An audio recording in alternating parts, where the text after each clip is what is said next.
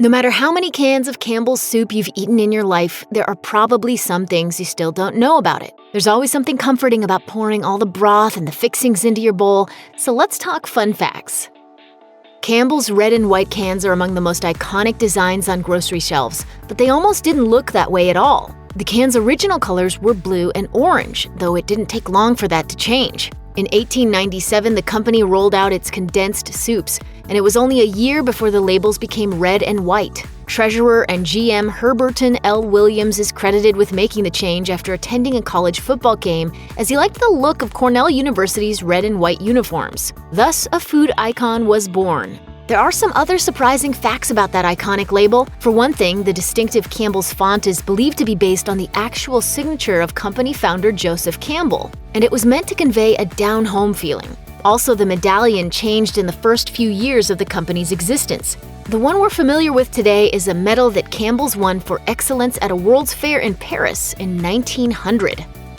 We're fortunate enough to live in a world of convenience, and it's easy now to forget just how revolutionary the idea of condensed soup was. We have Campbell's to thank for the invention of condensed soup, thanks to its resident chemist. The company was founded in 1869, and its first soup plant was located in Camden, New Jersey. But it wasn't until 1897 that chemist John T. Dorrance perfected the process for creating shelf-stable condensed soups. Born in Philadelphia in 1873, Dorrance studied abroad in Germany before heading to Paris to work in the city's food industry. While there, he developed the basic idea behind condensed soup. He wanted to come up with a way that restaurants could buy, ship, store, and prepare soup that was convenient every step of the way. That solution was, of course, condensed soup, and it was great for the home cook as well. Those first cans sold for 10 cents each in 1897, and they remained under $1 all the way until 2012.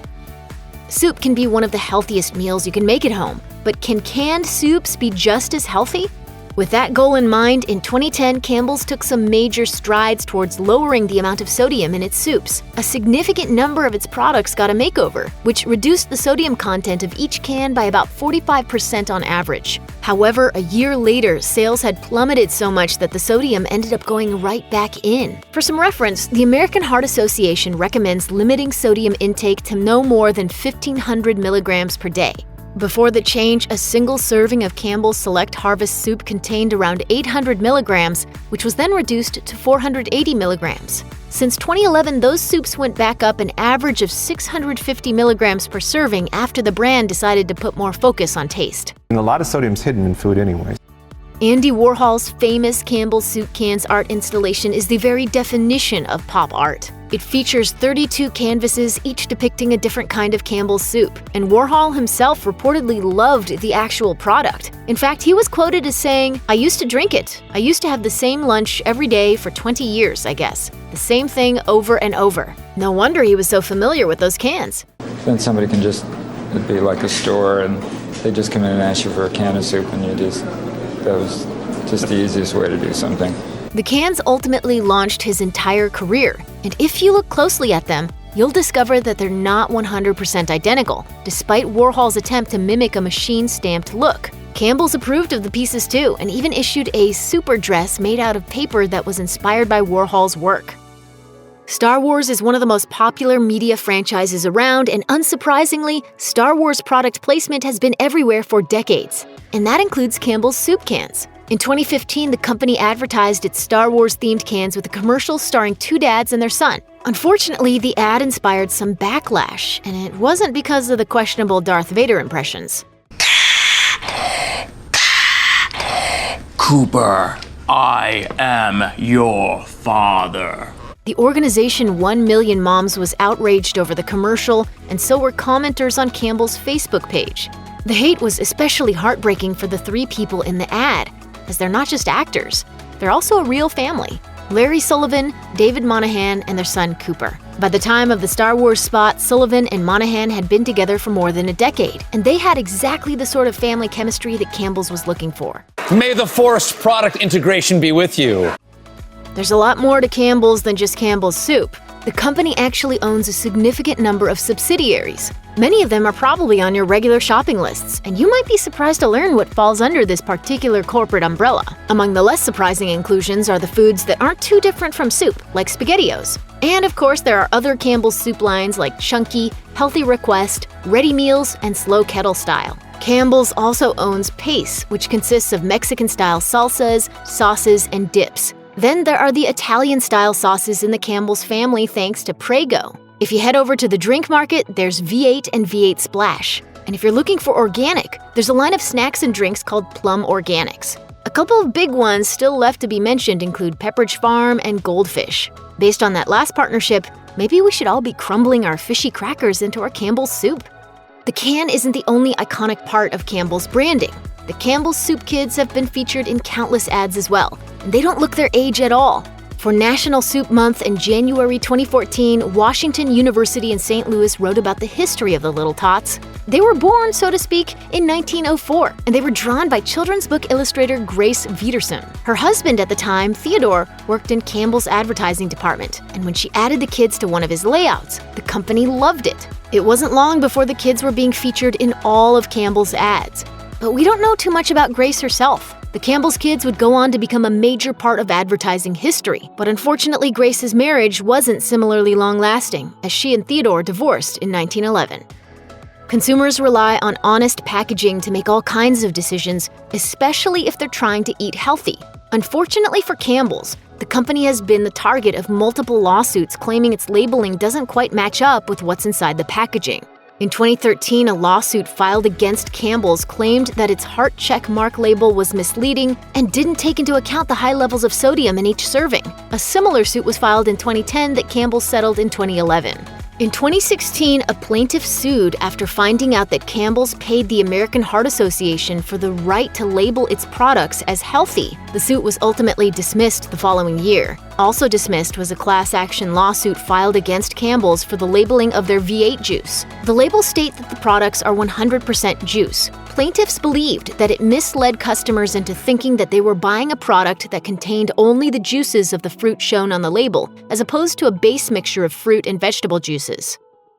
Campbell's has been around for more than 100 years, so it has plenty of history to draw upon. In 2016, the company rediscovered the old recipe for its beefsteak tomato soup from 1915 and decided to use it for a limited run of 10,000 cans. They would go on sale in New Jersey and Pennsylvania Cracker Barrel locations, and the plan was to follow the old recipe as closely as possible. That sounds easier than it actually was, though, as instructions involved measurements like a pound 16 bucket. So Campbell's had to reach out to long-retired employees to get some insight on cooking and preparation methods that were a century old. Ironically, though, there was ultimately only one major change that they had to make to the recipe. Perhaps surprisingly, that change consisted of cutting down the salt content. Would a soup by any other name taste as good? Campbell's might be a global brand, but there was some seriously strange stuff going on in its United Kingdom division in the late 2000s. For a long time, residents of Great Britain and Ireland could pick up those iconic Campbell's soup cans at their local grocery store just like their American counterparts. But that all changed in 2008. As it turns out, Campbell's Soup UK isn't actually owned by Campbell's Soup. Instead, it's owned by Premier Foods, which in 2006 bought the company, but not the brand. And even stranger, when Premier Foods bought Campbell's Soup, they didn't get indefinite permission to use their name and label. That all expired in 2008, which meant that they needed to do some quick rebranding. Thus, Campbell's Soup became Bachelor's Condensed Soup, and the cans acknowledged it by declaring, formerly Campbell's, same great taste. And it was indeed the same great taste as the recipes remained unchanged, even though all 22 flavors were renamed. Fast forward to 2011 and things got even weirder. Campbell's announced that they would partner with a dry food manufacturer called Symington's to kick off a whole new British product line branded with the familiar Campbell's soup colors and packaging. That's some serious competition. Even well-established companies need to be on the lookout for how to continually update their product and stay relevant in an ever-changing market. People love convenience, and there's nothing that's much more convenient than Campbell's soup. Except perhaps Campbell's that's delivered right to your door. So in 2017, the company started testing out a home delivery service. It was developed in hopes of connecting with those customers who opt for fresh foods instead of canned. However, it seems that this program didn't work out too successfully. As of June 2020, there's no trace of the delivery service on Campbell's website. At the same time as the delivery service was being tested, the company also talked about a shift to more local, fresh ingredients and they were opting for mason jar packaging to showcase their new soups. We must say though, no matter how trendy mason jars are, art and business history simply wouldn't be the same without those iconic aluminum cans. If you're trying to make more responsible choices when it comes to your purchasing habits, you can be confident in sticking with Campbell's. In 2019, the media and research company Corporate Knights placed Campbell's Soup on its annual list of Global 100 Most Sustainable Corporations in the world. That's impressive, and more impressive is the fact that Campbell's was one of only 22 American companies to make the list, and they were only one of 2 United States-based food companies. This is far from Campbell's only award. After the company was recognized by Corporate Responsibility magazine for the 8th year running in 2018, Forbes talked to Dave Stangus, Campbell's Vice President of Corporate Responsibility and Chief Sustainability Officer. According to him, there was a lot going on in 2018. There was work underway to shift more of the company to renewable energy and increase their recycling output. They were doing it all in line with a goal they'd set in 2010 to reduce their environmental footprint by half by 2020. As Stangus put it, find your principles and decide what you stand for. It's a lot more productive to advocate what you're for rather than to argue for things you're against. I think it's a great time to be a sustainability professional. Check out one of our newest videos right here. Plus, even more mashed videos about your favorite food brands are coming soon. Subscribe to our YouTube channel and hit the bell so you don't miss a single one.